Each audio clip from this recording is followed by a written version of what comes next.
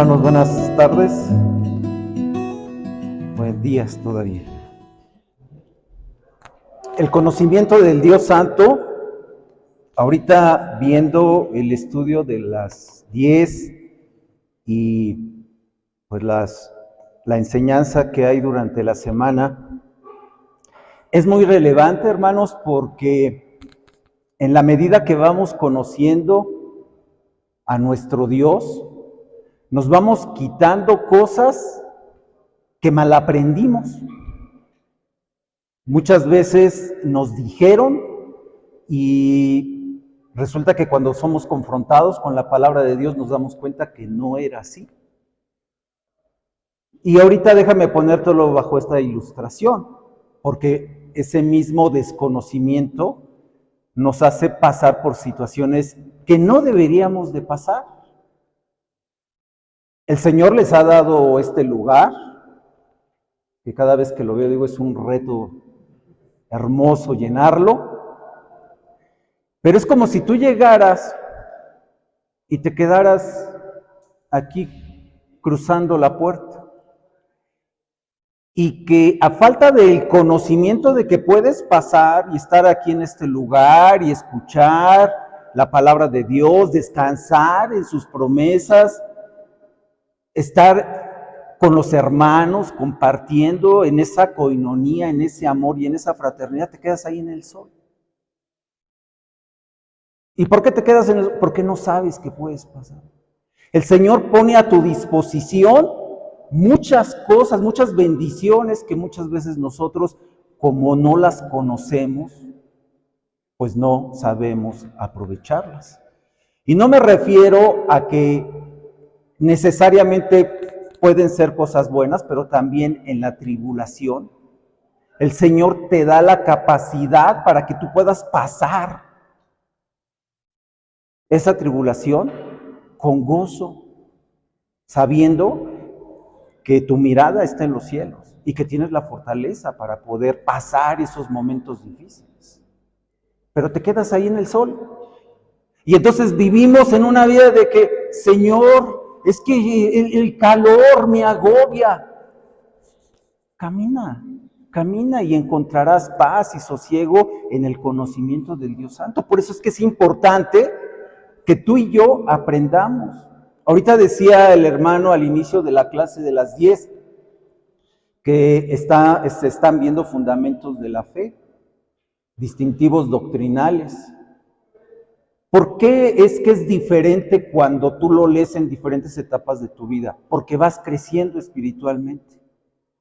Y entonces ya las palabras que en un principio, a través del Espíritu Santo que te da la capacidad de comprenderlas, pues es como si ahorita a un niño de 5 años, pues tú le das un centenario de esos de oro. ¿Qué va a hacer el niño con un centenario? Pues lo va a jugar y posiblemente lo va a perder porque no conoce el valor. Cuando tú y yo tenemos la palabra de Dios en nuestras manos, muchas veces nos sucede así.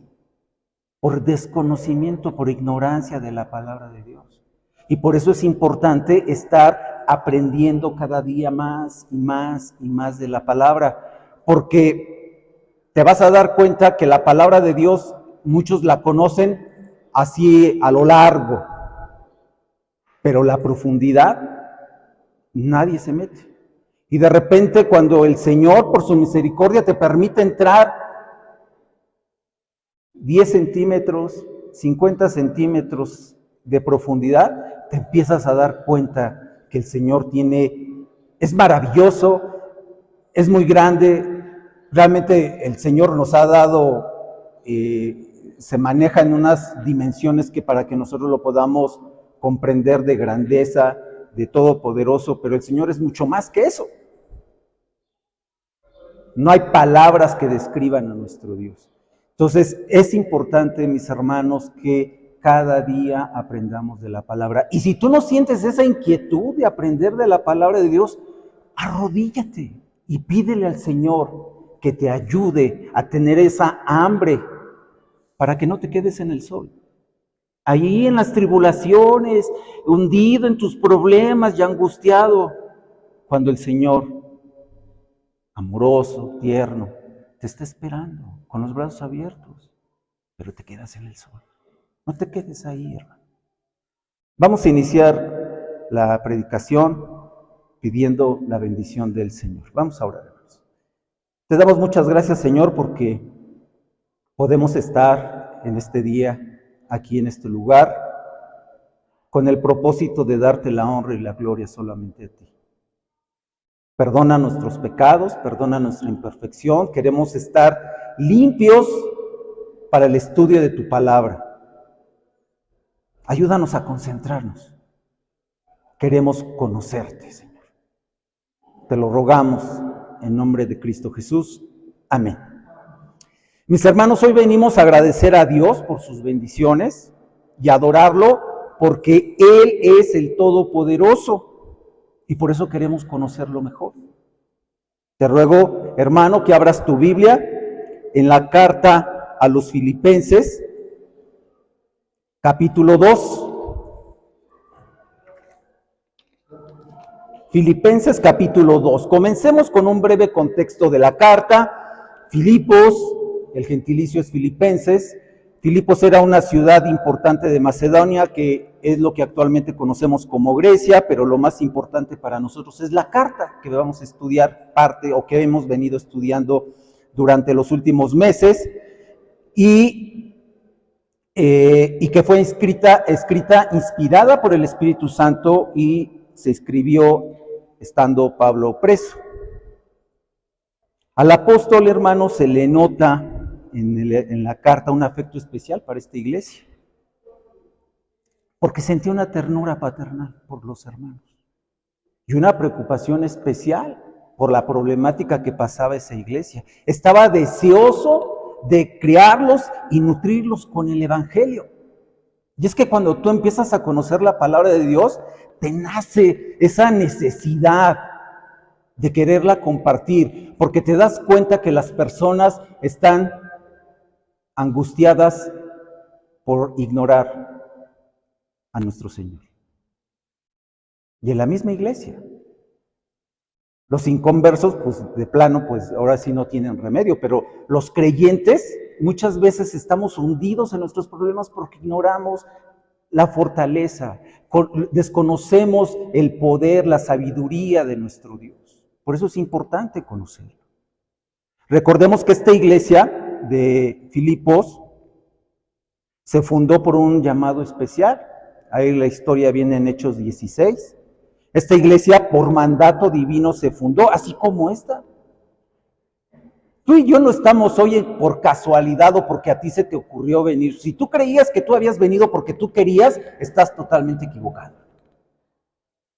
Dios puso en tu mente venir el día de hoy, a que tú vinieras el día de hoy a este lugar a escuchar su palabra.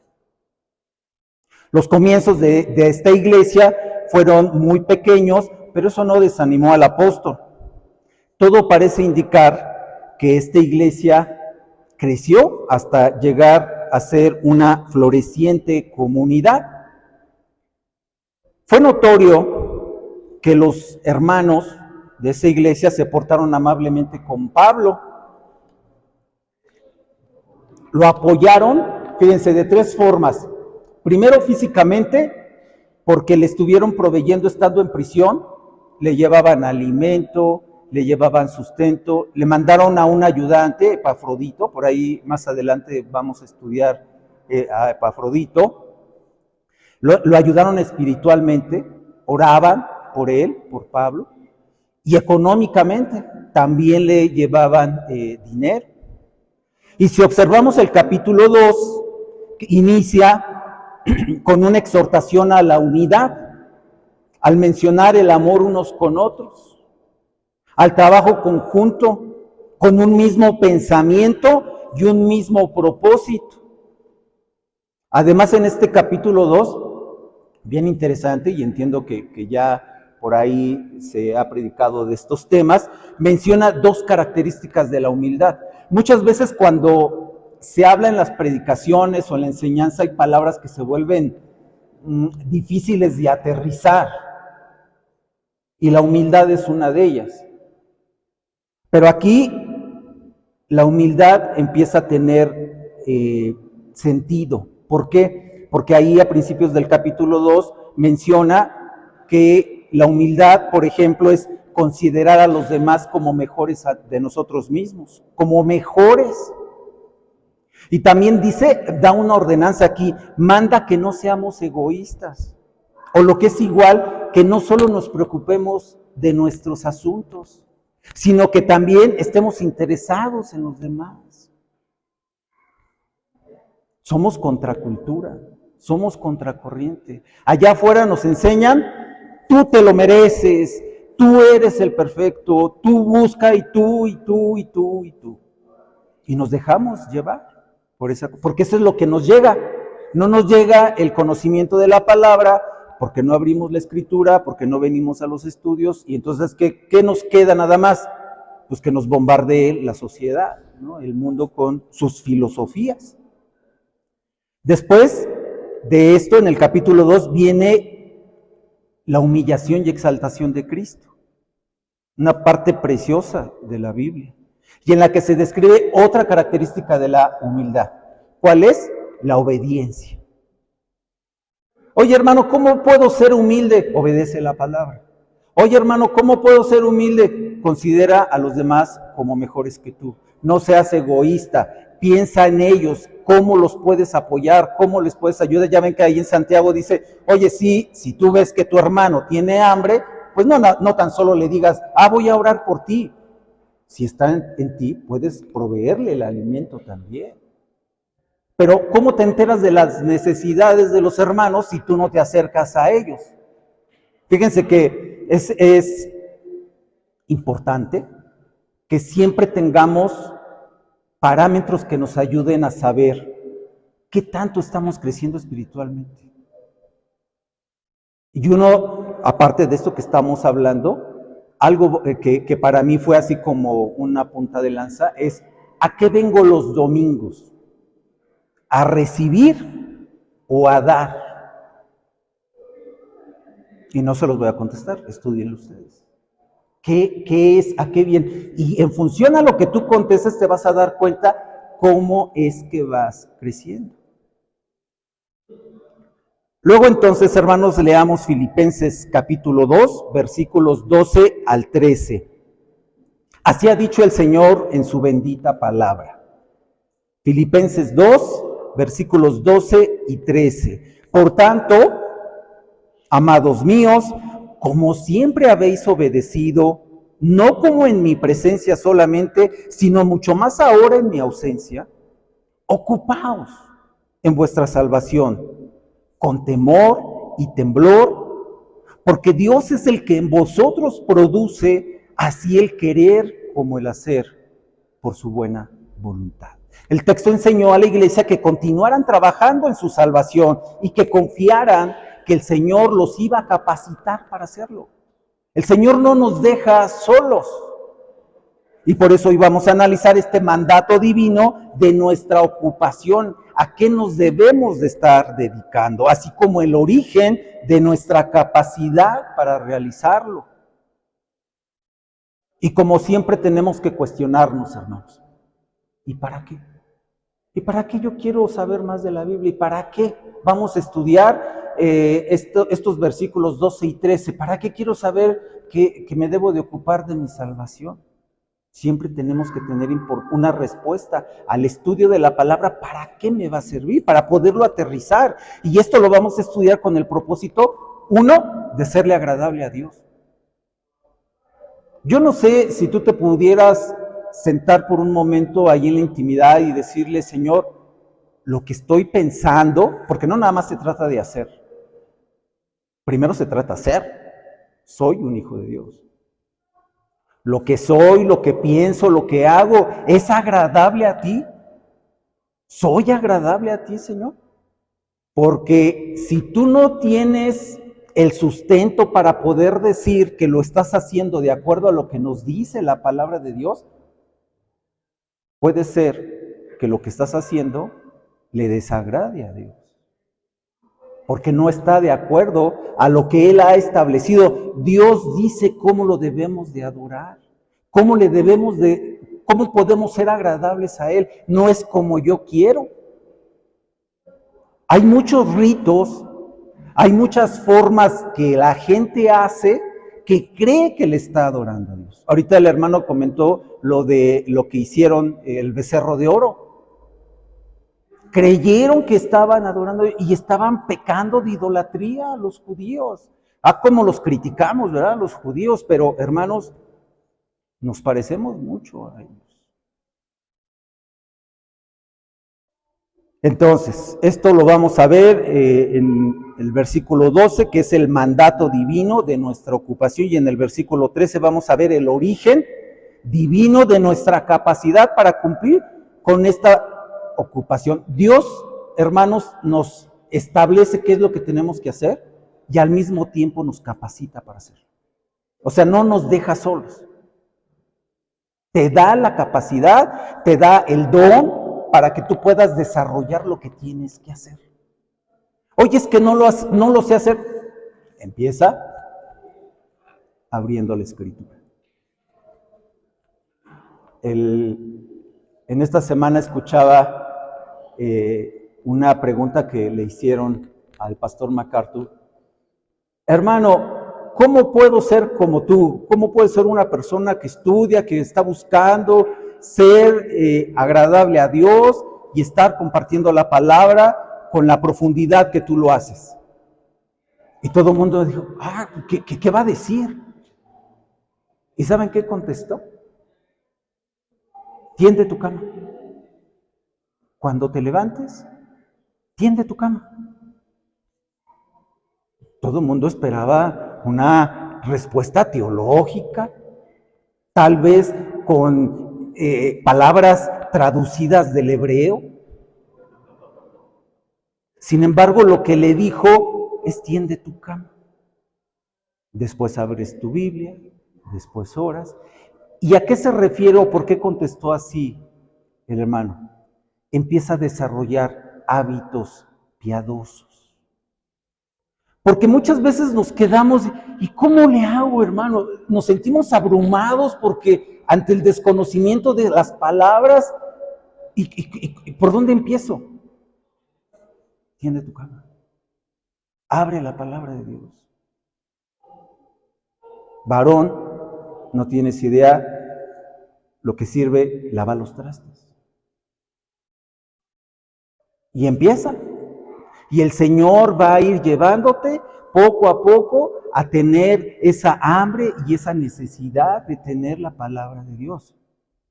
Y bueno, hermanas, también ustedes, hombres y mujeres, tenemos por dónde empezar.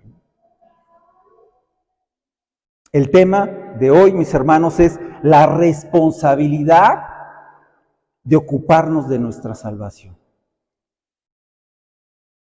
Honestamente, yo desde hace mucho tiempo, cuando leía estos versículos, decía, bueno, pero es que ya soy salvo. ¿Cómo es que Dios me dice que ahora me ocupe? O sea, ¿qué depende de mí? Porque aquí dice que me debo de ocupar. Fíjense, dice el mandato divino de nuestra ocupación, versículo 12. Por tanto, amados míos, como siempre habéis obedecido, no como en mi presencia solamente, sino mucho más ahora en mi ausencia, ocupaos en vuestra salvación con temor y temblor. Parece que me está encargando a mí la salvación. La palabra que conecta a este verso, a lo que antecede el por lo tanto, que ya vimos ahí en la introducción, señala el retorno de Pablo a su línea principal de pensamiento. ¿Cuál era? Seguir el ejemplo de la humillación y exaltación de Jesús. Así como que los filipenses vivieran de una manera digna del Evangelio. Para yo poder vivir de una manera digna del Evangelio, ¿qué tengo que hacer primero? Conocer el Evangelio. Porque si no conozco el Evangelio, no puedo vivir de una manera digna. No desconozco cómo debo yo de pensar. Hay veces, la otra vez escuchaba que un hermano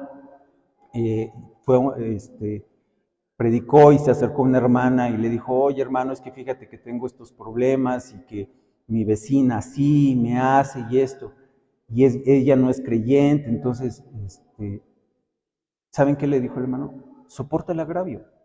Tú conoces al Señor. Así como el Señor tuvo misericordia de ti y te ha dado la vida eterna, pobre persona, porque ella va al infierno. Soporta el agravio. A veces somos impetuosos y no me voy a dejar. Y sacamos el pecho, ¿no? Así, no me voy a dejar. Soportemos el agravio, hermanos. Pablo acaba de presentar a Jesucristo como nuestro gran ejemplo de una persona con la mente sumisa, pero ¿cómo podemos ponerlo en práctica? ¿Cómo puede un hombre mortal esperar lograr lo que Cristo logró? El apóstol está poniendo delante de nosotros, primero, el patrón divino para tener una mente sumisa. Y también el poder divino para alcanzarlo lo que Dios nos ha mandado hacer. Y al decir, por lo tanto, ahí en este versículo 12, el apóstol quiere dar a entender, hermanos, que Cristo con su obediencia ilimitada, voluntaria, nos está dando ejemplo en primer lugar. El apóstol quiere dar a entender que el premio que él recibió, la exaltación, muestra que hay grandes cosas para aquellos que siguen ese ejemplo. Y finalmente quiere dar a entender que el Señor imparte fortaleza desde el cielo a quienes confían en Él, a quienes anhelan vivir en comunión con Él, en contacto con Él y conforme Él desea. Pablo se dirige a los filipenses cariñosamente llamándolos amados míos, queriendo decir, ustedes a quien Cristo ama y yo también, con un amor profundo, con un amor permanente, inteligente y determinado. Y el apóstol continúa diciendo ahí en ese versículo con prudencia y tacto, como siempre habéis obedecido. Los filipenses escucharon las demandas de Dios en el Evangelio, así como las doctrinas, la enseñanza cristiana. Y si tú vas a tu Biblia, ahí a Romanos 6, puedes ver cómo, Romanos 6, versículo 17, cómo el apóstol Pablo y la palabra de Dios es congruente con su enseñanza en relación a la obediencia. Ahí en Romanos 6, 17, dice el apóstol Pablo, inspirado por el Espíritu Santo, pero gracias a Dios, que aunque erais esclavos del pecado, habéis obedecido de corazón aquella forma de doctrina, aquella enseñanza a la cual fuiste entregados. Sería interesante preguntarnos y dar respuesta si yo me he entregado a la enseñanza de las Escrituras. Y libertados del pecado, vinisteis a ser siervos de la justicia, esclavos de una vida recta. Pero había cierto peligro aquí con los filipenses, hermanos, porque existía la tendencia en apoyarse de más en la presencia del apóstol Pablo. Dependían de su presencia física.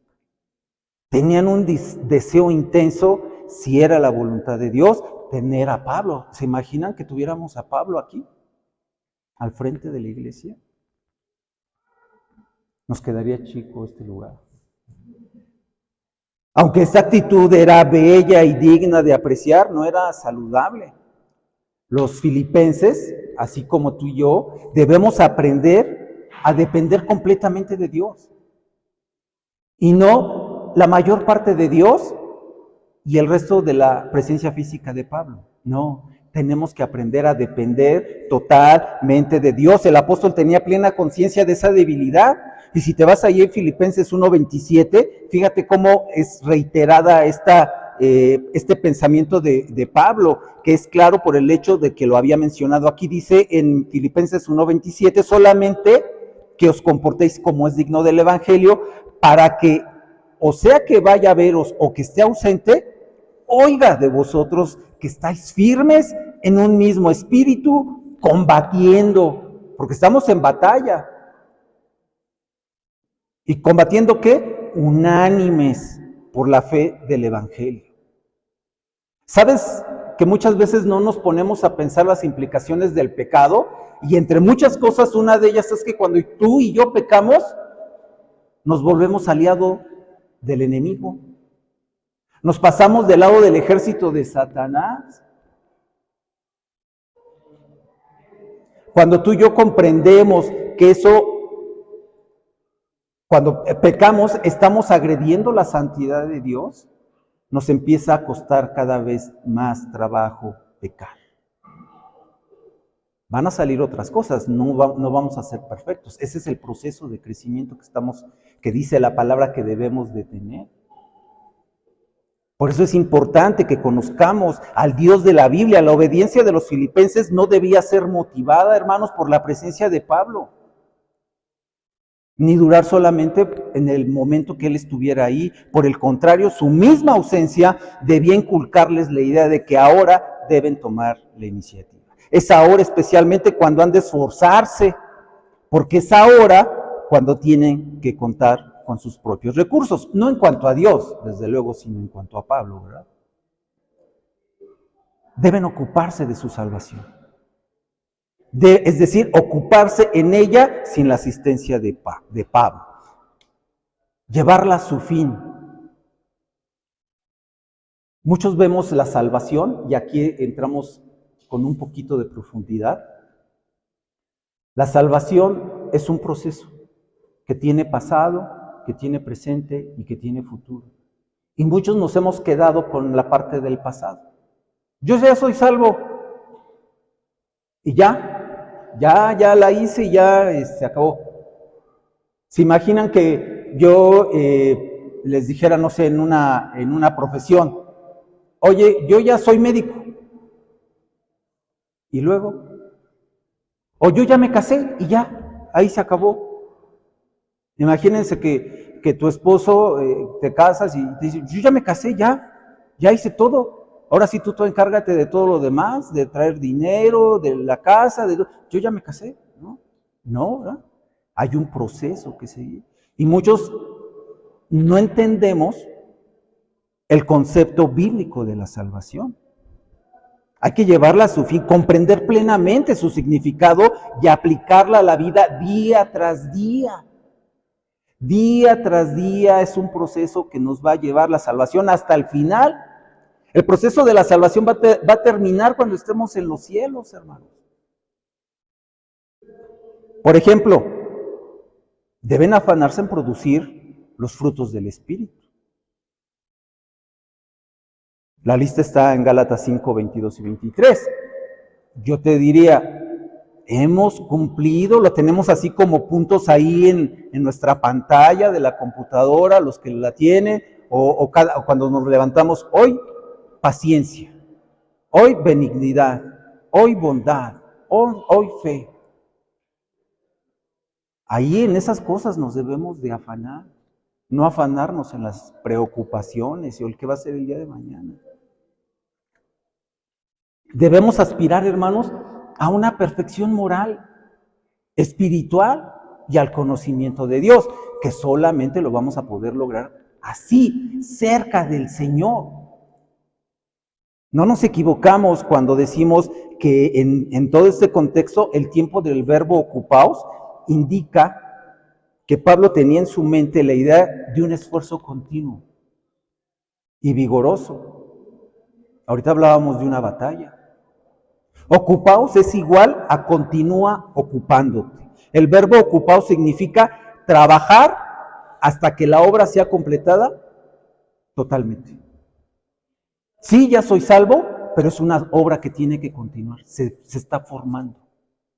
Por eso existen los fundamentos de la fe, los cimientos, lo que nos distingue, distintivos, doctrinales de la enseñanza, nos van formando. Por eso habla del nuevo nacimiento como bebés espirituales, cuando lleguemos a la madurez, a la perfección. Si se fijan cómo se empiezan a unir todos los puntos que la Biblia enseña, vamos aprendiendo cada vez más y más y más. Y ahora sí, el viento pues no nos hace nada. Vamos a pasar por situaciones porque el Señor nos va formando así. Muchos de nosotros solamente entendemos a través de las tribulaciones, porque vemos su poder y nos volvemos en ese sentido un poquito parecidos a Job, en el sentido de que ya no le platican, ¿no? Ahora mis ojos te ven, porque el Señor me levantó de una enfermedad, porque el Señor, después de tanto tiempo sin trabajo, me dio un trabajo. Yo que jamás pensé llegar a formar una familia, ahora tengo una familia.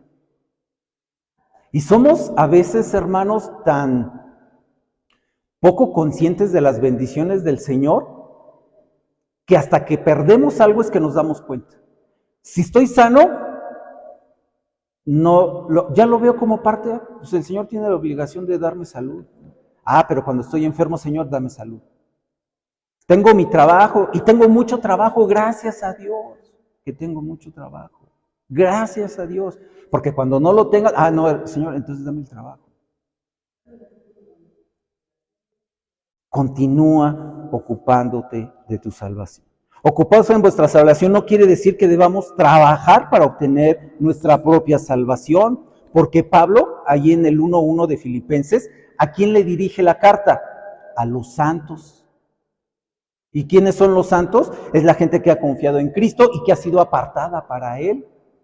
O sea, ya son convertidos, ya son salvados. La salvación es un proceso. Fíjate lo que dice en Lucas, hablando de este proceso, Lucas 13, versículo 24, en donde si tú empiezas a ver bajo este contexto, te das cuenta por qué este texto está escrito en este sentido. Lucas 13, 24, empieza diciendo, esforzaos a entrar por la puerta angosta. Si tú te quedas con el concepto anterior de que pues yo ya fui salvo y hasta ahí, no, entonces ¿por qué nos está diciendo la Biblia que nos esforcemos? Porque yo tengo que luchar allá afuera con lo que estoy pensando. Y los varones me van a entender muy bien cuando les digo, cuando de repente se te cruza una mujer que no es tu esposa y te quedas viéndola. Y luego ya hasta se fue y se te queda en tu mente. Y como el enjuague bucal, ahí la traes, ¿no? Ahí la traes. Nosotros debemos pedirle al Señor que nos ayude a evitar ese tipo de cosas. Todos tenemos ese tipo de situaciones. A veces los papás nos quedamos súper angustiados porque nuestros hijos se fueron a la escuela y ¿qué les va a poder pasar? Solamente yo los puedo cuidar. Y vivimos angustias que no deberíamos de vivir. Esforzaos por la puerta angosta, porque os digo que muchos procurarán entrar y no podrán. Es un proceso, hermanos, que lejos de permanecer pasivos, inactivos, porque si entonces, pues si ya soy salvo, ¿para qué voy a la iglesia? ¿Para qué quiero aprender? Ya pasé con 6. ¿No? Ya todo se terminó. No, hermanos, no. Hemos nacido de nuevo, somos bebés espirituales y necesitamos nutrirnos de la palabra de Dios para que entonces crezcamos y tengamos esa vida plena, esa vida abundante. ¿Por qué no tenemos una vida abundante que el Señor dio ahí? ¿El Señor miente? No. Te quedas en el sol, te quedas allá afuera, porque no sabes que el Señor te está ofreciendo bendiciones. Es un proseguir, un ir en pos, un avanzar con ímpetu, una batalla, una carrera. Dice en la primera carta a Timoteo, versículo 6, capítulo 6, versículo 12, acerca de estos temas, y es otro reforzando el tema que debemos tomar una parte activa en nuestra salvación. Primera carta de Timoteo, capítulo 6, versículo 12, dice, pelea la buena batalla de la fe. Si tú pensabas que el ser cristiano pues nada más es venir al culto y de repente escuchar a un hermano, pues sí, suena bien, y pues yo ya cumplí, ya fui, ya di mi ofrenda, ya estoy del otro lado. Estamos en una batalla. pelea la buena batalla de la fe, que echa mano de la vida eterna. ¿Qué es eso de echar mano de la vida eterna? Agarrarte del Señor, venir y aprender de su palabra, para que entonces ahora sí tengamos armas para poder salir victoriosos en esta batalla, a lo cual asimismo fuiste llamado. Tú no, por eso te decía, tú no estás aquí de porque tú quisiste, porque tu libre albedrío, que es, si Dios nos lo permite, un día hablaré de ese tema, tu libre albedrío te permitió decidir que hoy ibas a venir. Mi hermano, fuiste llamado a ser un hijo de Dios, habiendo hecho la buena profesión delante de muchos testigos. No es fácil. No es fácil mantener un esfuerzo constante y sostenido en la vida cristiana, porque es una batalla que se desarrolla en tres frentes, fíjate, porque es una guerra poderosa y astuta, ¿eh? El enemigo es astuto y tiene poder.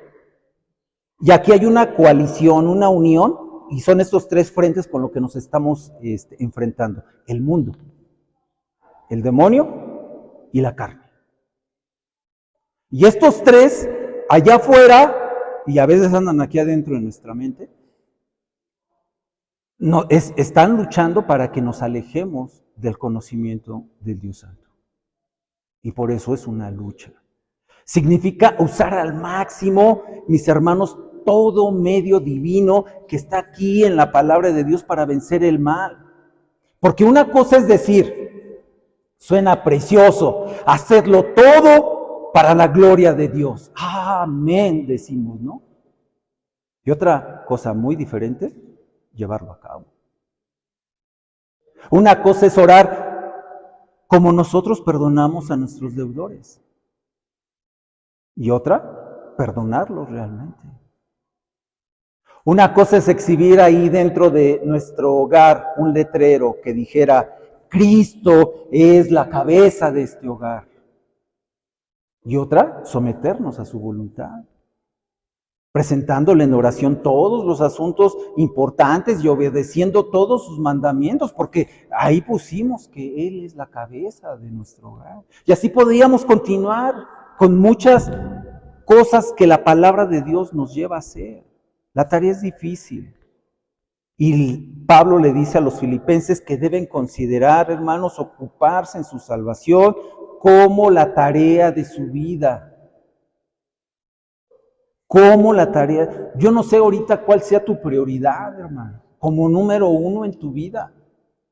La palabra de Dios nos dice que la prioridad número uno en la vida del cristiano, del Hijo de Dios, es darle la honra y gloria a Dios.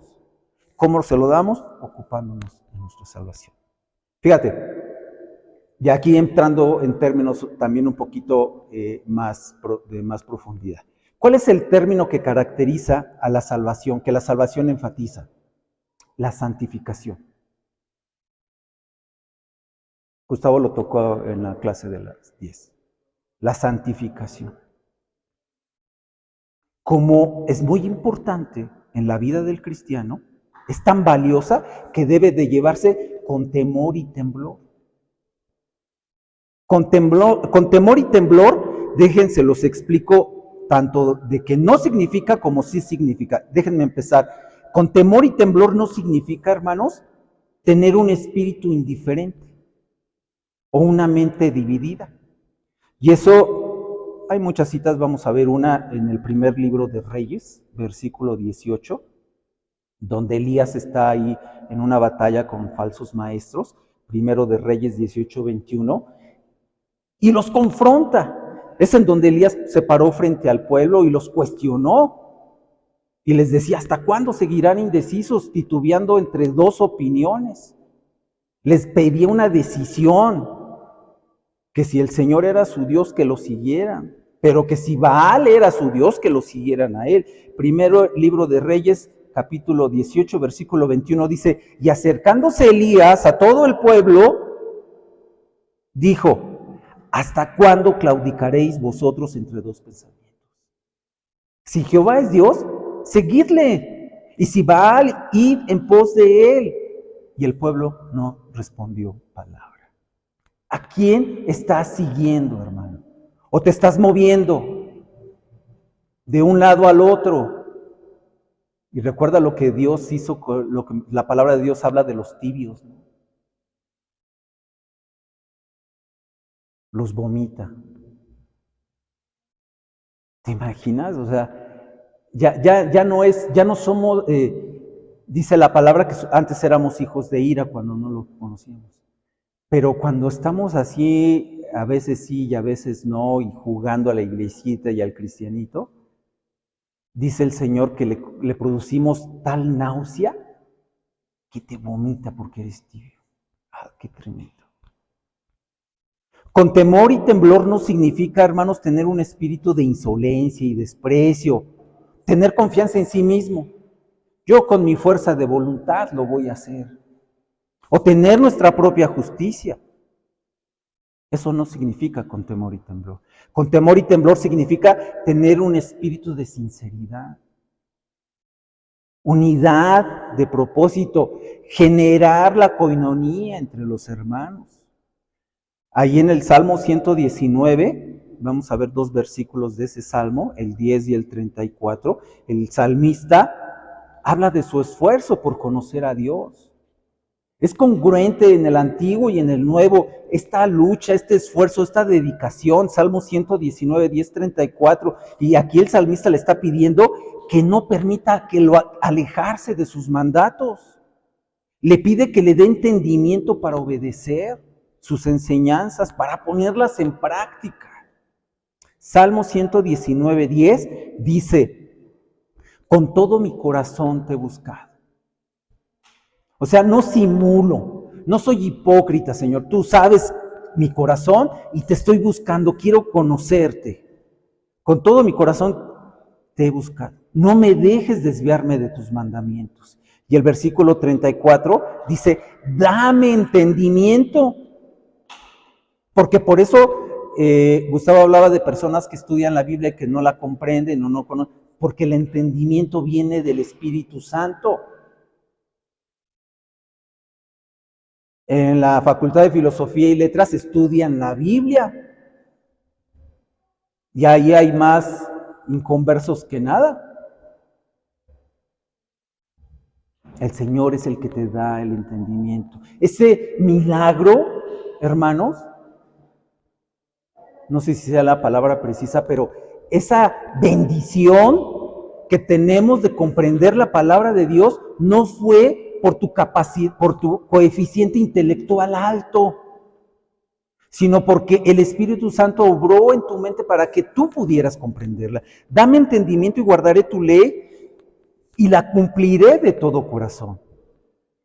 Con temor y temblor significa reverencia y respeto, con temor de ofender a Dios en cualquier forma. Tener confianza en Dios y ser humildes. Se cuenta la historia, hermanos, que en el norte de los Estados Unidos, en invierno, bueno, pues las temperaturas son muy altas. Y allá a principios de los 1900, del siglo XX, una persona quería cruzar un río congelado. Lo iba a cruzar, pero no sabía si estaba fuerte y empezó caminando y dijo, no, pues esto no está muy seguro. Y entonces agarró y se puso también, iba así, pues en 4 patas, ¿no?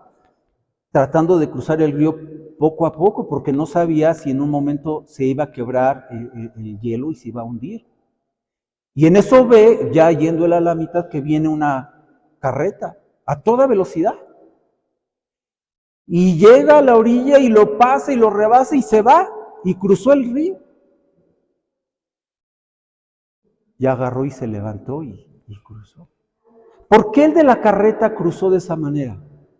Porque él conocía el grosor del hielo que lo podía aguantar. Por ese conocimiento pudo cruzarlo así, porque cruzó confiadamente. Y ahora, hermano, ¿de qué tamaño es el grosor de tu conocimiento de Dios?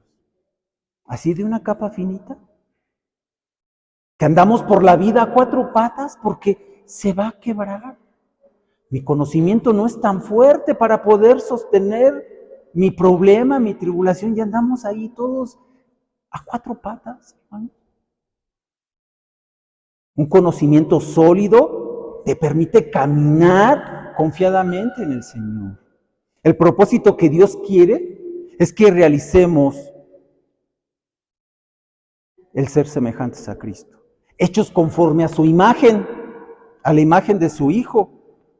Una de las cosas maravillosas de ser creyente es el conocimiento de que Dios tiene un plan para tu vida. Allí en Efesios 2:10 lo dice. Y que nos ayudará a ocuparnos de ese plan para su gloria. Esto se enfatiza en el versículo siguiente que vamos a ver de Filipenses 2:13, que aclara por qué debemos hacerlo con temor y temblor, porque Dios es el que obra, el que está obrando en nosotros y no somos nosotros. Dice el punto 2, el origen divino de nuestra capacidad para cumplir. Tú y yo no lo vamos a poder hacer solos. Y muchas veces por eso fracasamos, porque creemos y somos tan soberbios que yo lo voy a hacer, no necesito del Señor. A veces no lo decimos conscientemente, pero inconscientemente es como actuamos.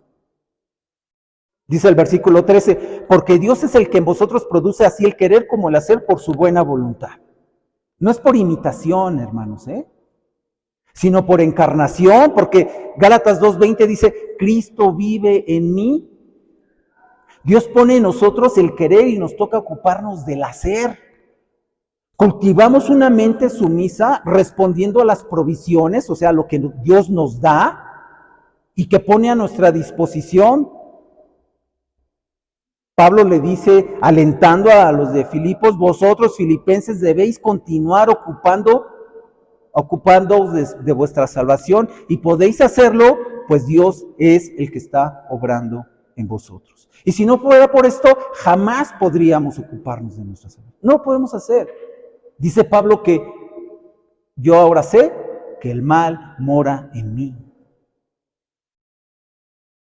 Los filipenses solamente podrán ocuparse de su propia salvación si permanecen en un vivo contacto con Dios.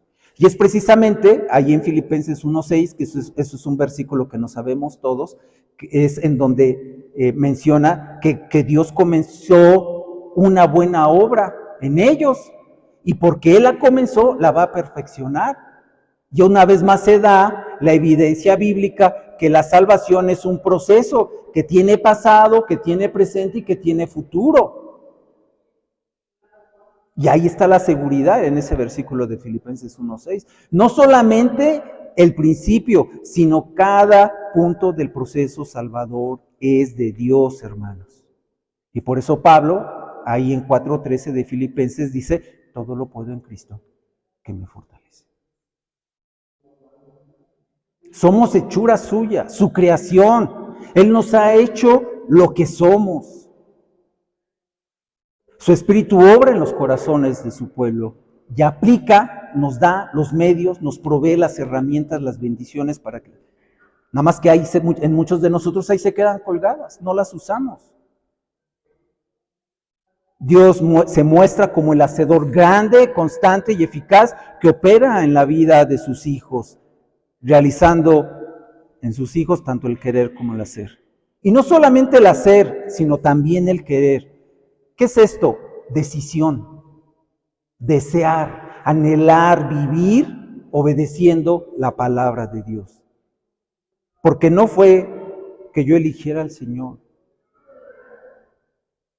Mi corazón aún lo rechazaría si hubiera sido por mí. Por eso la gente no cree, no viene aquí al Señor.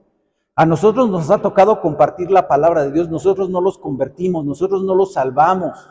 Nosotros le compartimos la palabra de Dios y le rogamos que el Espíritu Santo le abra ese entendimiento, así como una vez lo hizo con nosotros. El Señor me eligió desde la eternidad, me liberó y me quitó la escoria, rompió mis cadenas y me limpia del pecado para que al vivir viva yo para su gloria. Solamente así lo podemos hacer. En cuanto al querer y el hacer, los hechos son estos, hermanos. Miren. El Señor infunde nuevas cualidades a tu voluntad, a nuestra voluntad, y hace que esa voluntad que estaba muerta reviva. Que era mala, se haga buena. Que no quería, que ahora quiera realmente. Que era rebelde y que sea, o ahora que se haga obediente. No sale de nosotros. Es algo que el Señor te va redarguyendo a través de su Espíritu Santo. Él mueve y fortalece de tal manera esa voluntad para que pueda, Juan Árbol, llevar frutos de buenas obras. Por eso él dice ahí en Efesios 2:10 que Él preparó de antemano las buenas obras que teníamos que hacer. Esa es tu misión. Ese es el plan de Dios para tu vida. Efesios 2:10. Así la voluntad, siendo entonces renovada, no solo es movida y conducida a Dios, sino que como consecuencia de esta influencia de Dios, llega a ser activa. Y acompáñame ahí a Efesios 3, porque no hay lugar más preciso, más bello para expresar la forma en que Dios opera en el corazón de sus hijos. Porque vemos aquí cómo nos capacita para el querer y el hacer, Efesios 3:14, porque Pablo estaba haciendo una oración a Dios por los recursos que les da, por la fortaleza que les da a sus hijos, por medio del Espíritu Santo. Y cómo dice ahí en este versículo que vamos a leer, del Efesios 3:14, porque conocen la profundidad del amor de Dios, para mantenerlos fuertes, y confía que lo comprendan, porque esto hay que comprenderlo, hermano. Hay que asimilarlo. Y si no, hay que ponernos de rodillas a rogarle al Señor que nos ayude a entender su palabra. Porque solo entonces vamos a estar completos con toda la plenitud de la vida. Y este poder viene de Dios. Efesios 3:14 dice en adelante, por esta causa, está orando el apóstol, doblo mis rodillas ante el Padre de nuestro Señor Jesucristo, de quien toma nombre toda familia en los cielos y en la tierra, para que os dé, conforme a las riquezas de su gloria. ¿De qué tamaño serán las riquezas de la gloria de Dios, hermano? Infinitas. Muchos de nosotros damos ofrenda en proporción a mis riquezas, a mi dinero, ¿no? Si gano 5 pesos, bueno, pues doy 1 peso o así le voy haciendo, ¿no? En proporción. Dios nos va a dar en proporción conforme a las riquezas de su gloria. El ser fortalecidos con poder en el hombre interior por su espíritu con E mayúscula, hablando del Espíritu Santo, para que habite Cristo por la fe en vuestros corazones, a fin que arraigados y cimentados en amor, seáis plenamente capaces de comprender con todos los santos, con toda la iglesia, con todos los convertidos, cuál sea la anchura, la longitud, la profundidad y la altura. Esas son las dimensiones que nos encierran. Toda nuestra filosofía y nuestra sabiduría se encierra en estas palabras: anchura, longitud, profundidad y altura. O sea, todo lo que existe aquí está encerrado. Entonces, seamos plenamente capaces de comprender en todas esas dimensiones y conocer el amor de Cristo, que excede todo conocimiento, para que seas llenos de toda la plenitud de Dios. Hermano, aquí nos podemos aventar un año en estos versículos. Hay un poder que recibir. El principio que Pablo expone es este: Dios tiene que obrar primero en nosotros, antes de que pueda obrar a través de nosotros.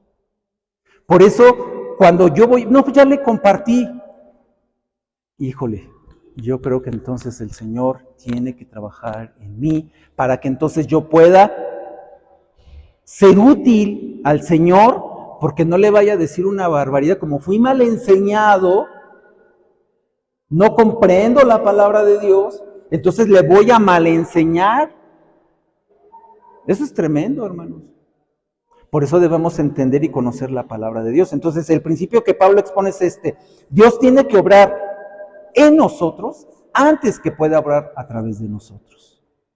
A través de la Biblia se observa cómo este principio operaba en la vida de hombres como Moisés, como David y los apóstoles. Dios tenía un propósito, hermanos, especial para cada una de estas personas, como lo tiene contigo, ¿eh? O sea, David, Moisés fueron grandes hombres de la Biblia, pero estamos al mismo nivel, ¿eh? Ellos eran hombres pecadores cuando tú estudias la biografía de estos hombres, te das cuenta que eran de lo peorcito, igual que yo.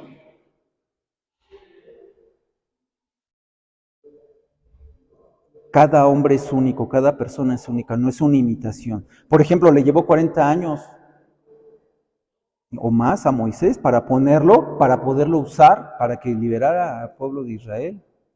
Demasiados cristianos obedecen a Dios solo por la presión externa. Algunos esposos nos identificábamos con eso, ¿no? Lo voy a hacer para ya no tener problemas con mi esposa, está bien, voy a ir al servicio. Ok, voy a hacer esto, ¿no? No, el poder que obra en nosotros es el poder del Espíritu Santo en Dios. Fíjate lo que dice ahí en Juan 14, en relación a esto de que el Espíritu Santo es el que está en nosotros. Y fíjate de qué magnitud. Juan 14, 16. Y yo rogaré al Padre, estaba hablando el Señor, y os daré otro consolador, para que esté con vosotros para siempre. Si tú eres un hijo de Dios, el Espíritu Santo está morando en ti. El Espíritu de verdad, el cual al mundo no puede recibir porque no le ve ni le conoce, pero vosotros le conocéis porque mora en vosotros y estará en vosotros. La palabra energía viene de la palabra traducida produce, que viene ahí en el versículo 13. Es la energía de Dios operando en nosotros y a través de nosotros. El mismo Espíritu Santo que llenó de poder a Cristo en su ministerio en la tierra puede producir en nosotros eso también. Pero tenemos que reconocer el hecho de que la energía, también hay energía mala de la carne. Ahí en Romanos 7:5 lo ves, y del diablo en Efesios, en 2 Tesalonicenses 2:7, y también están en esta operación. Por eso estamos en una lucha. Debido a la muerte, hermanos, de nuestro Salvador, su resurrección y ascensión, la energía de Dios está disponible. No te quedes en el sol, hermano. No te quedes allá afuera. El poder está aquí, pero ¿cómo lo usamos? ¿Qué instrumentos usa Dios a través de su Santo Espíritu para trabajar en nuestras vidas? Vamos a ver tres instrumentos. La palabra de Dios, la oración y el sufrimiento. En la primera carta a Tesalonicenses, capítulo 2, versículo 13, dice así la palabra. Primera de Tesalonicenses 2:13. Por lo cual también nosotros sin cesar damos gracias a Dios de que cuando recibisteis la palabra de Dios que oísteis de nosotros, la recibisteis no como palabra de hombres, sino según es en verdad la palabra de Dios, la cual actúa en vosotros los creyentes. No es teoría, no simplemente es algo etéreo. Actúa ¿en quién? En los creyentes. La energía divina está liberada en nuestras vidas a través de esta palabra inspirada. La misma palabra que creó el universo, hermanos, puede desatar ese poder divino en ti. Pero nosotros tenemos una responsabilidad, la de apreciar la palabra, no tratarla como cualquier libro. La palabra de Dios es única, es inspirada, tiene autoridad divina y es infalible. Debemos apropiarnos de la palabra. Gracias. Dice ahí en 2:16 de Filipenses, asidos de la palabra. Y esto quiere decir mucho más que oírla, más que leerla y estudiarla. El estar asidos en la palabra de Dios significa recibirla, hacerle parte de nuestro ser más íntimo, hermanos. La verdad de Dios es para el hombre espiritual. La palabra, la verdad de Dios es para el hombre espiritual, lo que la comida es para el hombre físico. Yo no sé cuántos de nosotros ahora comemos porque nos llega la hora de la comida. pero trata de hacer una comida al día para que te dé hambre. Y yo te preguntaría, ¿así tienes esa necesidad de abrir la Escritura y estudiarla? Cuando confiamos en la palabra de Dios y actuamos de acuerdo con ella, entonces el poder de Dios es liberado en nuestras vidas. La palabra de Dios lleva en sí el poder de la realización y la fe desea ese poder, desata ese poder. El Señor le ordenó a Pedro, hermanos, por ejemplo, que caminara hacia él sobre el agua. Y el mandato lo capacitó porque sí caminó. Y también estaba ejercitando su fe, que fue lo que hizo que lo hundiera. Pero el Señor le dijo, camina, y caminó sobre el mar. Es la fe en las promesas de Dios lo que libera el poder de Dios. El Espíritu Santo dejó promesas para nosotros escritas en la Biblia y nos da la fe para asirnos de esas promesas. En 2 Corintios 1:20 dice la palabra, porque todas las promesas de Dios son en Él sí y en Él amén. O sea, así sea, ¿no? Por medio de nosotros, para gloria de Dios. El siguiente instrumento es oración. Así que, ¿queremos el poder de Dios en nosotros, hermanos? Debemos dedicar tiempo diario a la oración y también a la palabra. Dios usa la oración para orar en la vida de sus hijos. Dice en Efesios 3:20, y aquel que es poderoso para hacer todas las cosas mucho más abundante de lo que pedimos y entendemos según el poder que actúa en nosotros. Mucho más de lo que le estamos pidiendo. El Espíritu Santo está íntimamente vinculado a la práctica de la oración en nuestras vidas. Y la palabra de Dios y la oración van juntas, ¿eh? Ahí en Hechos 6:4, hablando acerca de la misión que iban a tener los apóstoles para la predicación de la palabra, el extendimiento de la iglesia, decía, y nosotros persistiremos en la oración y en el ministerio de la palabra. Van juntas. A menos que el creyente dedique tiempo para orar, Dios no puede obrar en él ni a través de él. Y el tercero, el sufrimiento. Ya vimos la palabra de Dios, la oración, el sufrimiento. Es el tercer instrumento de Dios que Él utiliza. El Espíritu de Dios obra de una manera especial en la vida de aquellos que sufren para la gloria de Cristo. Dice en la primera carta de Pedro 4:12, amados, no sorprendáis del fuego de prueba que os ha sobrevenido como si alguna cosa extraña os aconteciese. Por eso aquel evangelio mal predicado, ese falso evangelio de la prosperidad, no es bíblico. Porque no te extrañe que vamos a sufrir. Si Cristo padeció, ¿y por qué yo no? Si el Dios Todopoderoso sufrió por mí, ¿yo no voy a sufrir? Amados, no sorprendáis del fuego de prueba que os ha sobrevenido como si alguna cosa extraña os aconteciese, sino gozaos por cuanto sois participantes de los padecimientos de Cristo, para que también en la revelación de su gloria os gocéis con gran alegría. El fuego de prueba de manera especial consume la escoria, hermanos, y así capacita al creyente para servir a Cristo. Ya no me vas a platicar, hermano, porque yo pasé por esto y vi el poder del Señor que me levantó. Por eso necesitamos pasar por ahí. Pablo mismo experimentó el poder de Dios. Ahí en casa te sugiero que leas Hechos 16. A Pablo le fue re mal. Cuando estableció la iglesia allí en Filipos, lo metieron a la cárcel, lo metieron a lo más profundo de la cárcel, hubo un terremoto, le predicó al carcelero. Le fue muy mal. 10 años después escribe esta carta a los filipenses y se gozaba en eso porque fue los medios que utilizó el Señor para llegar a ellos. Tuvo su prueba de fuego. La mejor ilustración es, como dijo el Señor, como el pámpano no puede llevar fruto por sí mismo si no permanece en la vid, así tampoco vosotros si no permanecéis en mí, en el Señor. Vamos a terminar con esto, hermanos. La palabra de Dios la oración y el sufrimiento son tres instrumentos que Dios usa en nuestras vidas.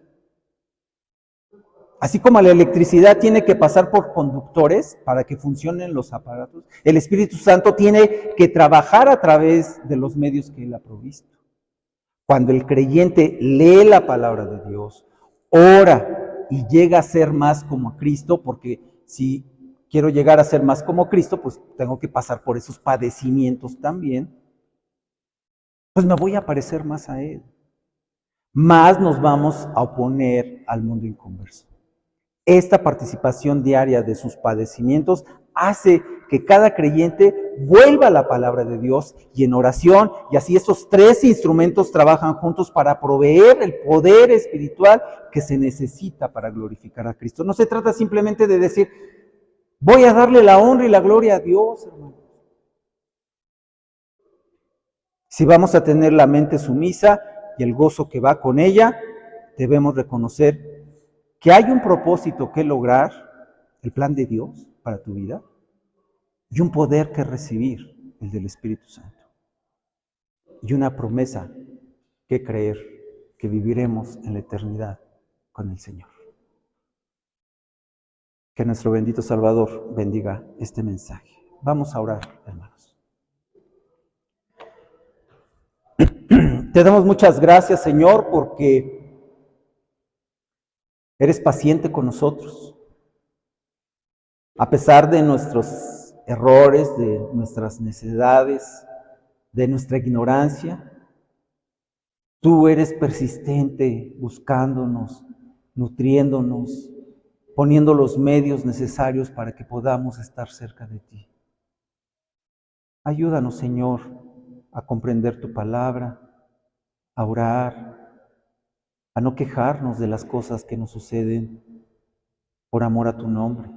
Ayúdanos en esta batalla para ser fieles a ti y que podamos dar testimonio primeramente en nuestra casa y después afuera de que somos tus hijos, que anhelamos y queremos estar en plenitud contigo, en comunión contigo, sometidos en tu palabra y poder darte entonces, ahora sí, conforme tú lo has establecido, darte la honra y la gloria por toda la eternidad. Es en Cristo Jesús que te lo pedimos. Amén. Gracias, Señor.